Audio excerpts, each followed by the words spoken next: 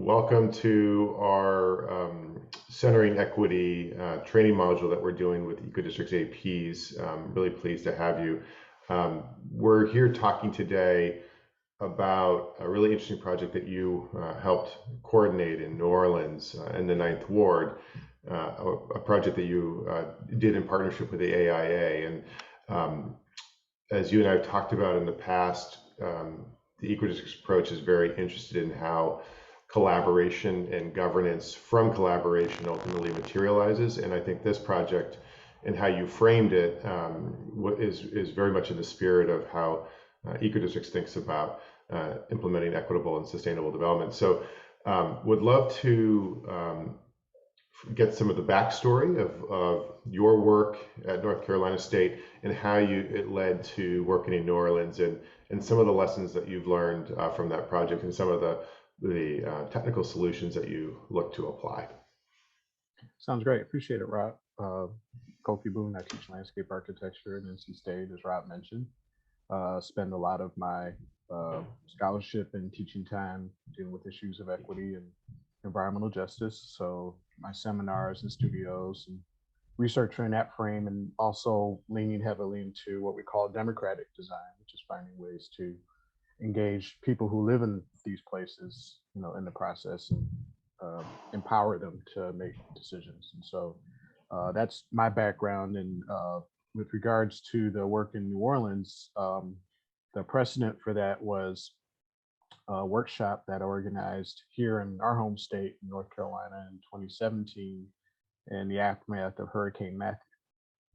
We were working with a number of smaller communities in eastern North Carolina that were, devastated by that particular hurricane. And we focused primarily in Princeville, which is one of the oldest free towns founded by free African Americans in our country. 1865 as Freedom Hill, 1885 as Princeville, and they were extremely heavily hit. And so we agitated to get resources to do a week-long workshop with people in Princeville to help them start to develop a roadmap for their future. It followed a lot of, if you're familiar with workshops, a lot of the processes you may have gone through. We brought in a bunch of technical experts. We tried to do some things to embed equity in that process, where I think about 70% of the technical experts, particularly the design leaders, were Black. We felt that it was important for the cultural context to be reflected in leadership and teams, and not just that, but folks who have had experience in dealing with issues of resilience and recovery, including a good friend, Austin Allen, who at that time was a professor at LSU, and who had been really active in the Lower Ninth Ward post-Hurricane Katrina. So we had a little bit of that happening there. The outcomes of that particular process were persuading the state of North Carolina to acquire about 50 or so acres adjacent to the town of Princeville, to annex it, to enlarge the town of Princeville, and encourage development that helps people rebuild in a resilient way, taking advantage of that higher ground.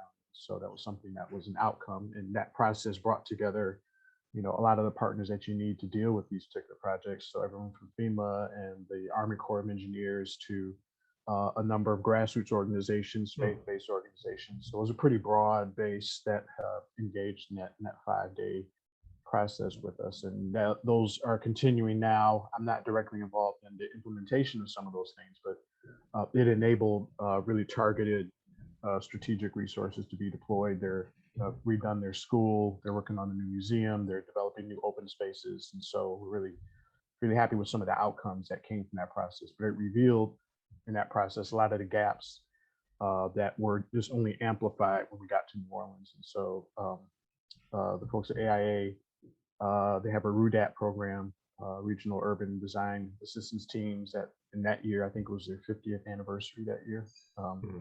And they wanted to take on the Lower Ninth Ward. So I can pause there in case there's a question, or I can continue. Just let me know.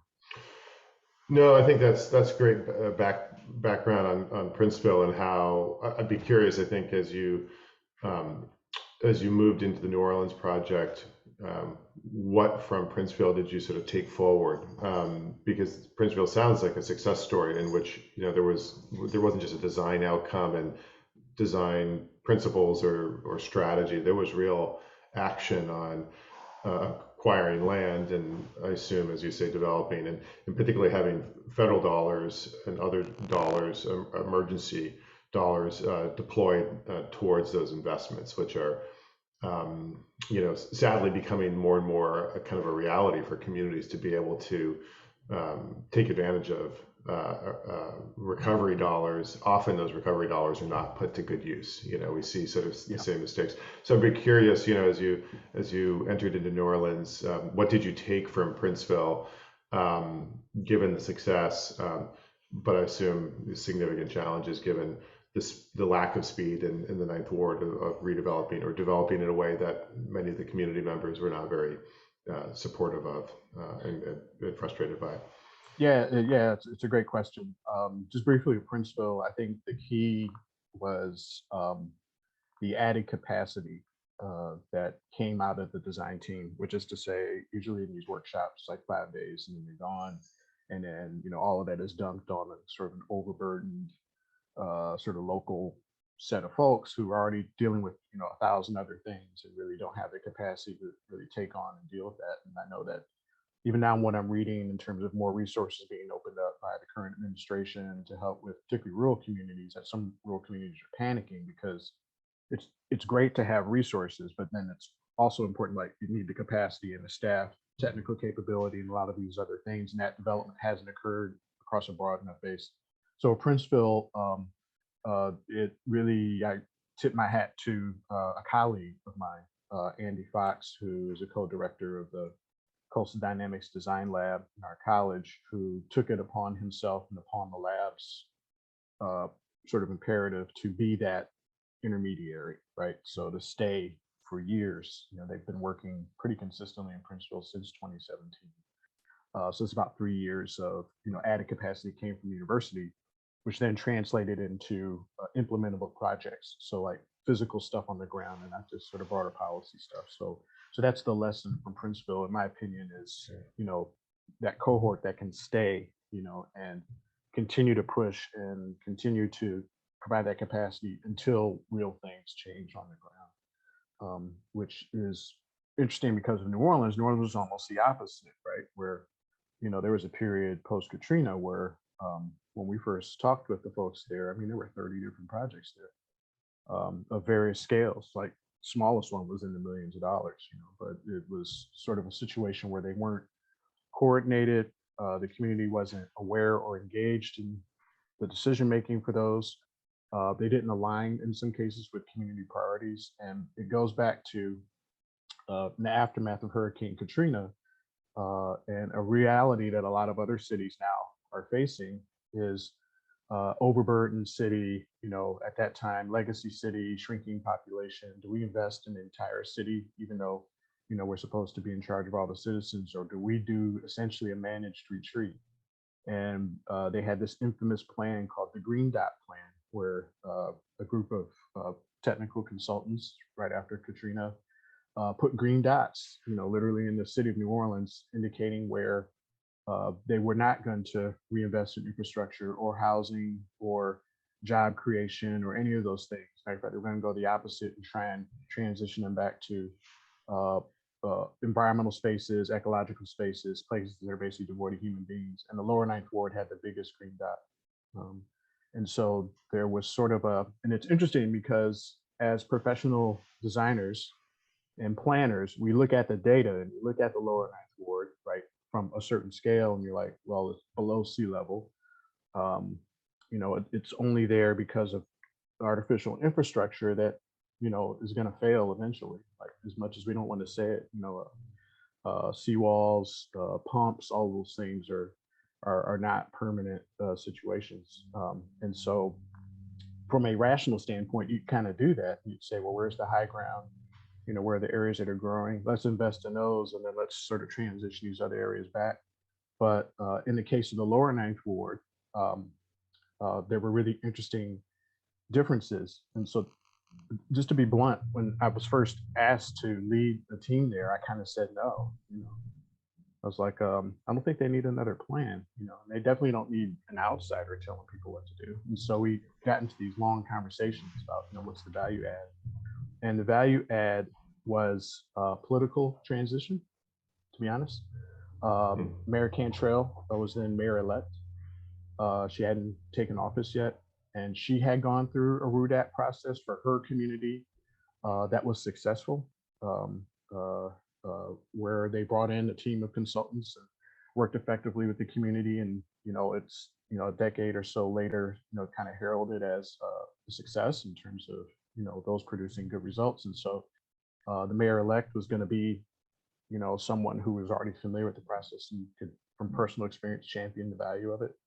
And Councilwoman Gwen, Cindy Nguyen, who's the first Vietnamese American council person in New Orleans, was the councilwoman elect. And there was a lot of perception that that changing of the guard in terms of representation, that community would put the lower Ninth Ward in better political position to be first in line for resources that they felt were prevented by the previous piece. So some of this was like political football in terms of like these key decision makers are changing. They know the value of what we're talking about. If we can position the lower Ninth Ward to be first in line for their consideration, and this might have like a political advocate at a higher level above the Ninth Ward. So when we first met with them, they talked about how they didn't need another plan. There's actually a video about this. They met with Mayor-elect Cantrell and Councilwoman Nguyen. Incredible meeting, positive. Everybody was really supportive. Everybody working. Did the tour, met the people on the ground, and everything was great, right? So that video is actually the last meeting of the day, in the evening, where people were like, yeah, cool. We've had like 30 plans. And what I didn't know coming in was they were getting ready to do a class action lawsuit against Brad Pitt and his group, because a lot of the housing that was built there for the Make It Right Foundation that was built with materials that people didn't know how to maintain. There was complaints of black mold and some of the housing. And so it was just sort of bubbling up at that time. I think now they've actually done the class action lawsuit years ago. So they'd had like a visceral, like real time bad experience with outside expertise. So what we did to try and deal with it. First of all, I talked to AI. I was like, we got to come back. I don't think they fully understand that we're not coming in to tell them what to do. We're coming in to kind of assess what's happening and kind of push the things forward. So I think there was a perceptual barrier that led to that.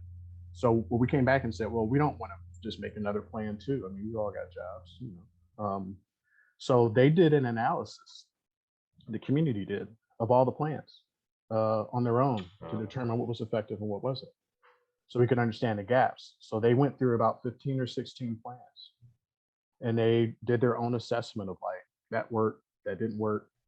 We wish that worked. We'd like to consider that again. So we actually got into a whole dialogue about like sorting, so we don't repeat the same process and we don't start from scratch. And that was really helpful to us to narrow. Now, was that done through the RUDAP process, or is that sort of coming out of the first meeting? They're like, we need to go, we got to look at kind of where our baseline is, what we've been through. Yeah, that community did that on their own. That was not formally part of the process. What we did is we received that and we used that to kind of structure our particular approach. So that was a leg up in a lot of ways, because otherwise we would have been left to whatever we heard or whatever we saw in that short period of time. But that community taking that initiative and saying, hey, this is what's worked and what hasn't since Katrina, really helped to fine tune what we did. And what we arrived at, to be honest with you, was there are a few pretty pictures in there. Most of these RUDAT reports are filled with these gorgeous renderings and things of that nature, but we kind of diminished that and instead focus on decision making and trying to make the decision-making process as transparent as possible. And that led to the proposal for the governance structure after we left. So the short version of this story is that the lower Ninth Ward, you can kind of divide in half. So the Mississippi River on the south side, and then Bayou Bienvenue on the north side are both higher than the lower Ninth Ward. New Orleans is odd because of the levees, that the closer you get to the river, the higher you are. Like where I'm from in Michigan, it's the opposite. Like the closer you get to water, the lower you are in the valley. In New Orleans, it's the higher you are. So ironically, the highest ground is closest to the river, which kind of blew my mind, right? So the southern part of Lower Ninth Ward up to about Claiborne Avenue, uh, not only was not really devastated as depicted in the media, but was enjoying a lot of, sort of bit by bit, piece by piece reinvestment. Like that was just underway. Like if you were there, if I dropped you off, south of Claiborne, particularly south of St. Claude, I mean, you'd be like, well, what's wrong with New Orleans? I don't understand. There's people out on the street. Houses look great. There's businesses and restaurants. I mean, what's the deal? This is the Lower Ninth Ward. It's like, yeah, that's the Lower Ninth Ward. And St. Bernard's Parish and a huge army base immediately to the east of the Lower Ninth Ward, completely rebuilt. The exact topographic footprint, right? The exact same dynamics. The difference was race, which was a whole nother conversation. Predominantly white, right? And not only white, but extremely exclusive of Black folks in that district. But essentially 100% rebuilt. Jackson Barracks and St. Bernard's Parish on that side. On the west side, heading towards the Central Business District, and there's massive reinvestment getting ready to happen at that port because the port of New Orleans was directly next to the Industrial Canal. So you're looking at like essentially 3/4 of the area around the Lower Ninth Ward active redevelopment. It was north of Claiborne up to Bayou Bienvenue that was struggling with it, and the community fought the city to get a school rebuilt in that area to catalyze reinvestment in that area. That is the green dot area on that map, which is previous administration, nope, not spending a penny in that. We're trying to move people out. They pushed and got a school rebuilt, state-of-the-art school built in that particular area, sort of like a stake in the ground to demonstrate that, just like these other areas, that have reinvested in the exact same sort of environmental and topographic piece, we deserve the same thing. And it was difficult as a team to grapple with that, but that was what they came in talking to us about. That's interesting. So the school district, in essence, was counter to some of that green dot planning and the political administration of the city. So that was the sort of toehold, it sounds like, from which the community could build. 100%. Interesting. Yeah. So talk about the governance and talk about the community obviously giving you a leg up, as you say, on assessing the plans and I assume providing some guidance on what they sort of wanted to see. But again, our challenge in all of this complex community development work, when we're particularly interested in equitable development and equity outcomes, is who's around the table, power dynamics. How do you keep people around the table that historically have not been around? So the issue of capacity, the issue of sanction. Talk about what you were recommending to build, and I assume it had something to do with the 30 odd projects. That there was quite a lot of action, quite a lot of players in the Lower Ninth Ward that were not coordinated but having an impact. Yeah. So to rush to the chase, we pushed for the community wanted what was called an economic development district, which actually is a designation at the parish scale that exists on the books, but we kind of borrowed the language and called the community benefits district. So we wanted to create a new boundary that included all the partners and that brought them all to the table to make decisions together, so that you're south of Claiborne making all these decisions, north of Claiborne independently in silos, that there was just this mechanism where everybody had to come to the table and at least share what they were doing, right? And we wanted to do that as well to capture value in adjacent parts of this district. There's an opportunity zone right in the middle of the Lower Ninth Ward, which we predicted was going to go through some changes. But the Port Authority immediately on the other side of Industrial Canal and a few other areas adjacent to the area wanted to essentially capture some of the revenue tax revenue generated by those within the parish to funnel into this entity.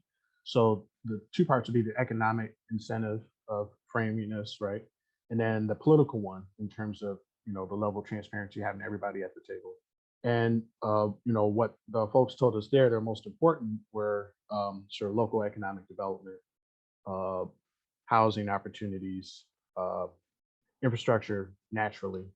And so we tried to structure it around their topic areas and say that, there would be sub groupings within this broader district whose focus would strictly be on these areas. So that structure, the goal would be that would then uh, uh, create a regenerative loop, both politically and economically, where resources go in, capacity increases, resources increase, that funnels right back into the district, and it keeps moving. So that was sort of, and that was put on the table by one of the team members. I was the team leader, but we had an incredible team. Elizabeth Kennedy, who's a distinguished landscape architect in New York City, Ernst Valerie, who's a economic development housing specialist out of Baltimore, Donald King, who's a past president of AIA, but who practices out of Seattle in the Central District, and Naomi Derner, who at that time was with the city of Seattle in transportation, but she was the one who, through transportation planning, understood the link to governance and was really the one who pushed hard on this new way of uniting, these different factions within the Lower Ninth Ward.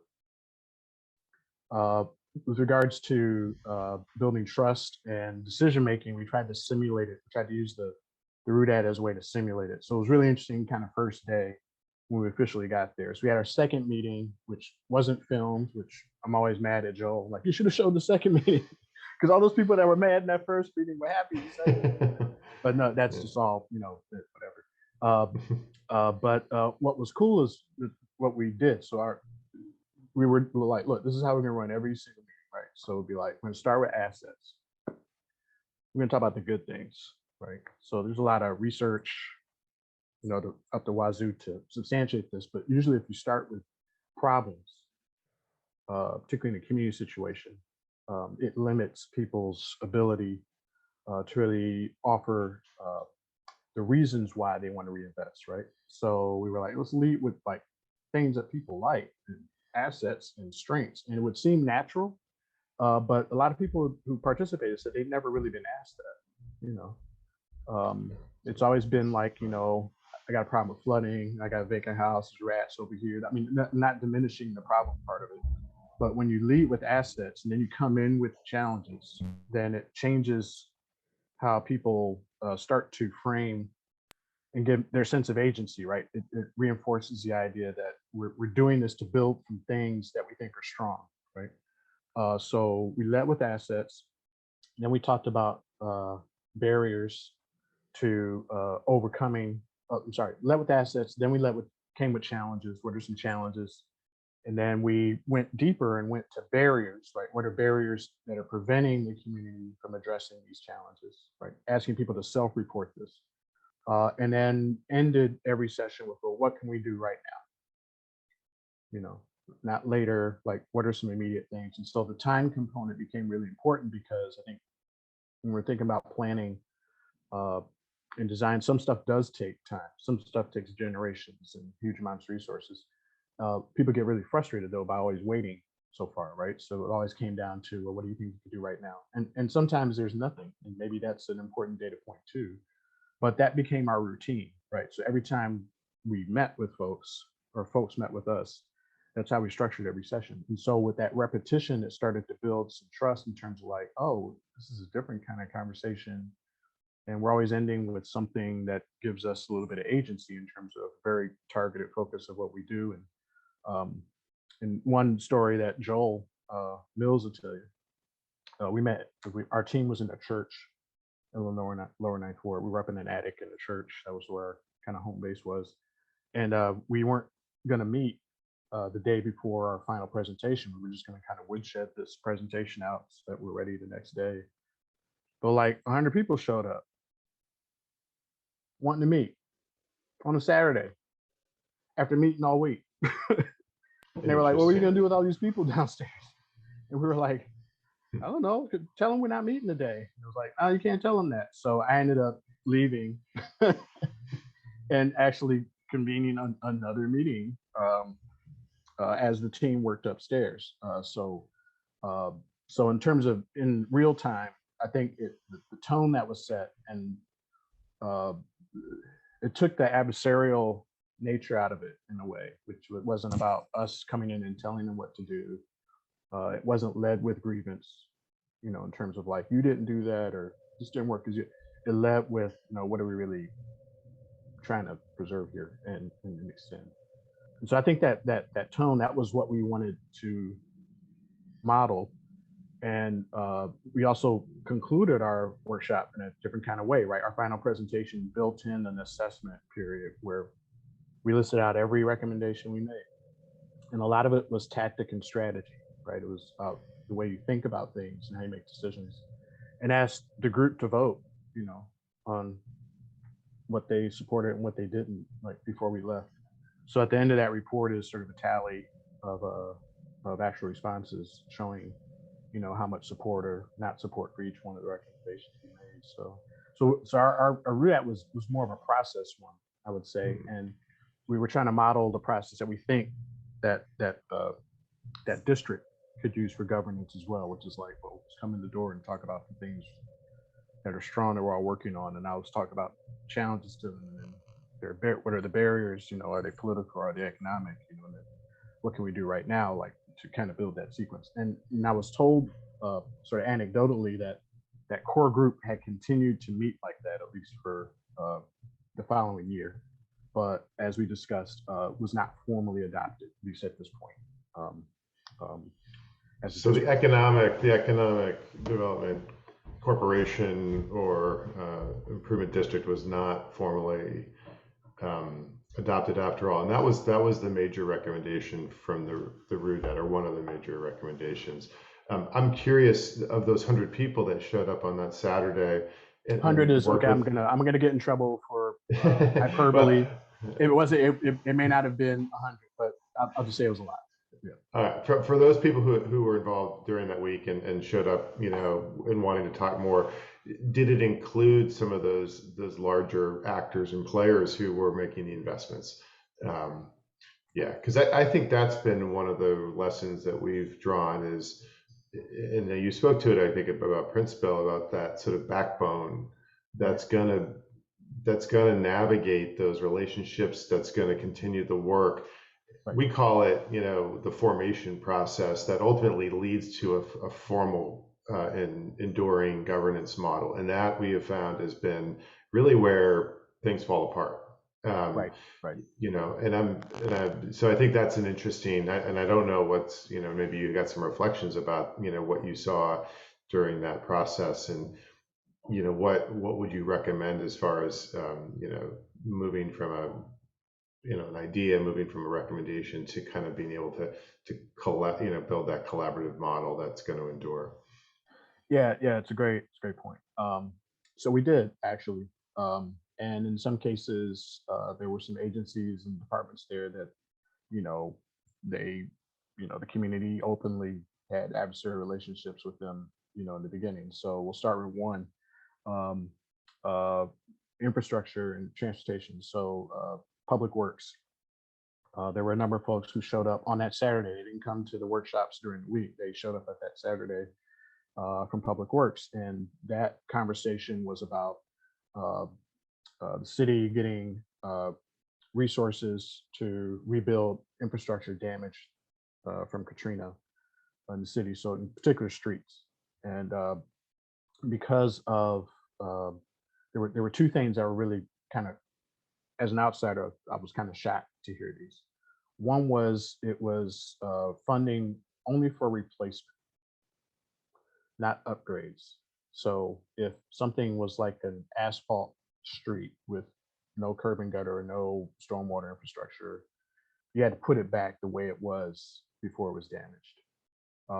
And we talked a lot about green infrastructure as a part of our planning, right? The ability to transform all these public spaces, including streets, as not for huge Katrina level events, but for more common rain events and flooding events, that they could actually handle that in a sort of a site by site scale with infrastructure. The ability to apply that infrastructure to green infrastructure, right? So you're not rebuilding what was there before, but you're putting those resources in to do, the green infrastructure version. And they were like, well, federal government's not allowing us to do that. So that was a big kind of aha moment. That's changed.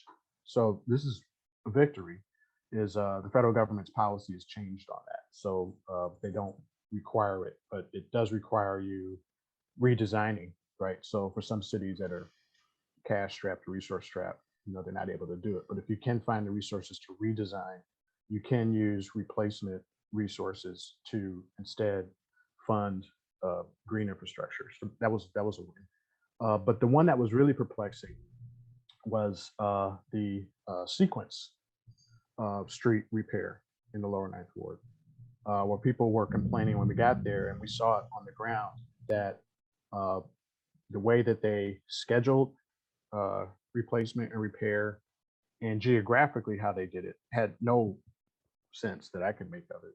They do like a half of a street curb and gutter 3 blocks away. Then they do 1 block of a full street, 5 blocks the other direction. Then they do half of a street, literally cut in half. We saw a few examples of this where literally half the street was paved and restored, and the other half was, horrible. And you'd ask them like, well, why is that? They were just like, oh, that's just on our schedule. So we went, well, can we reshuffle the schedule for things that Right. haven't been mobilized yet, so that it's more structured, right? So we do like a geographic area, like a 4 to 5 block area, and then you move on to the next, you move on to the next. And they were like, oh, we hadn't really thought about that. It's like, yeah, and then the community was like, yeah, that would help out a lot.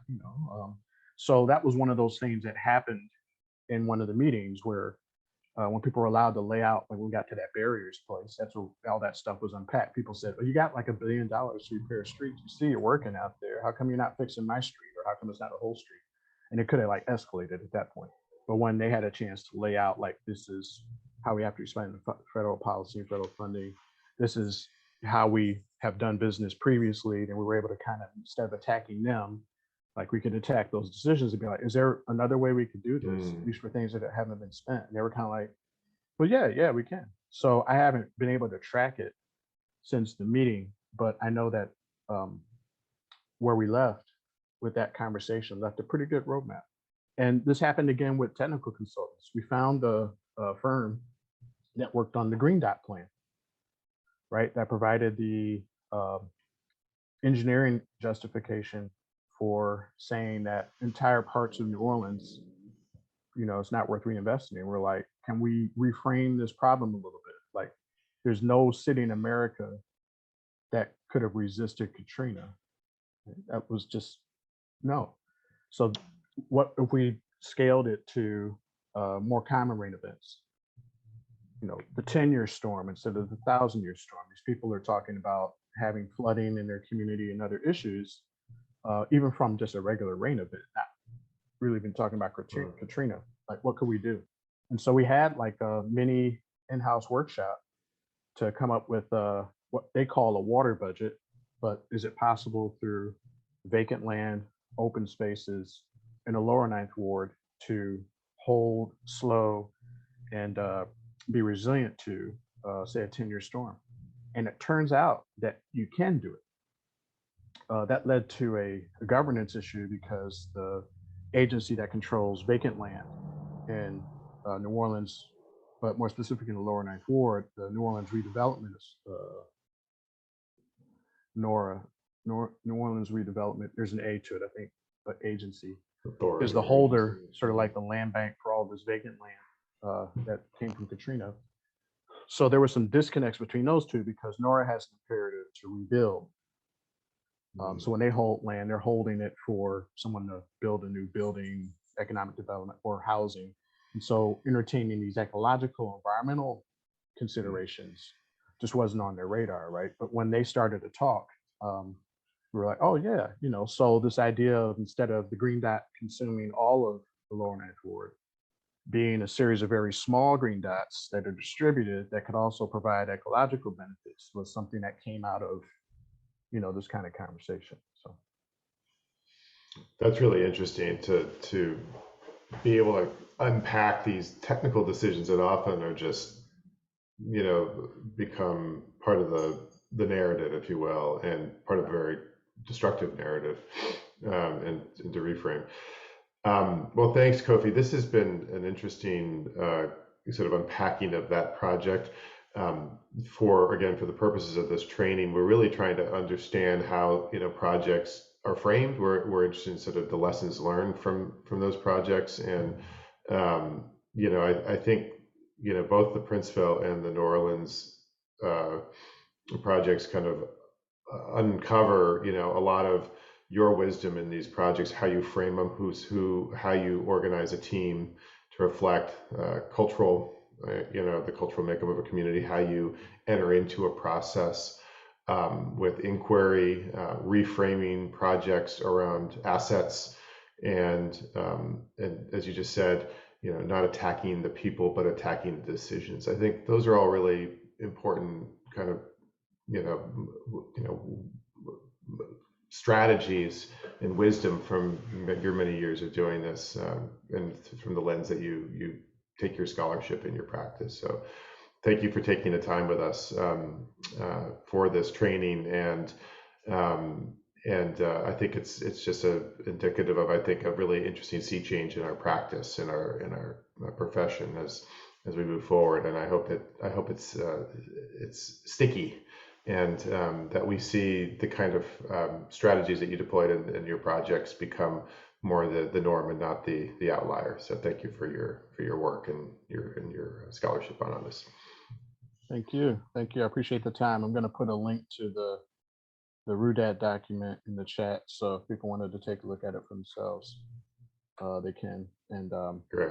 And so as an addendum to this, which reinforces sort of the lesson learned from Princeville, at the conclusion of the RUDAT, there was a lot of discussion at the